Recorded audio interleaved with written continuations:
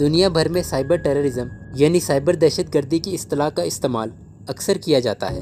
سیاسی یا معاشرتی مقاصد کے حصول کے لیے کمپیوٹرز یا ان سے جڑے ہوئے نیٹ ورک پر کسی حکومت کو نقصان پہنچانے کے لیے کیے گئے حملے سائبر ٹیررزم کہلاتے ہیں۔